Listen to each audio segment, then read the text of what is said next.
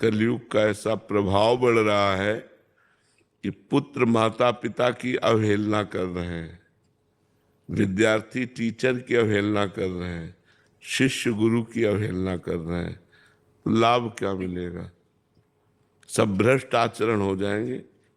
बिना भय के विद्यार्थी जीवन में खेल कूद, खाना पीना, उद्दंडता, ये सब प्रिय लगती है।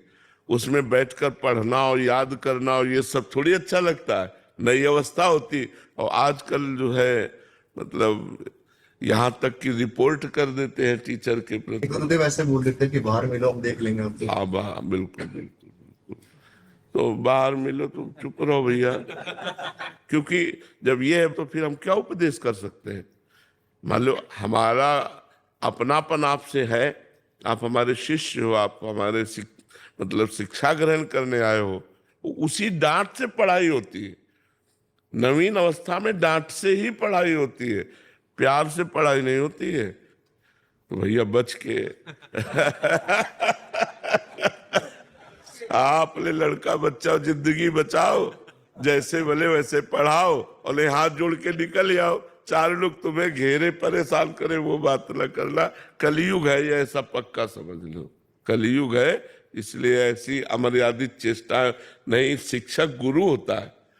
हम लोग जब अपने स्कूल जाते थे तो हर शिक्षक के चरण छूते थे, ये शिक्षा दी गई थी, हाथ जोड़कर चरण छू करके ऐसे। तो अब तो इसीलिए शांत रहो, जितना अवसर देखो उतना पढ़ा दो, फिर इसके बाद छोड़ दो भगवान के ऊपर कि तुम जो कर्म करोगे भोगोगे। अब डांट के बिना तो पढ़ाई नहीं होती है, तो पक्की बात है। शासन होना अति अनिवार्य है। अगर शासन नहीं होगा तो सब बिगड़ जाएगा। शासन होना अति अनिवार्य है, चाहे जिस डिपार्टमेंट में हो, शासन काम करता है। अगर अनुशासित नहीं है नीचे वाले तो फिर कार्य कैसे बनेगा?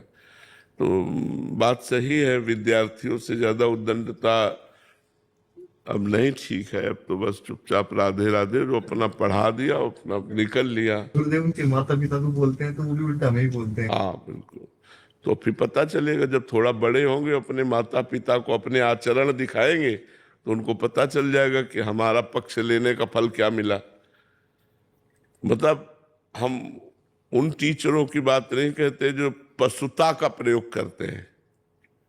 पशुता, बच्चों के साथ मृदुता और शासन, प्यार और शासन, पशुता नहीं।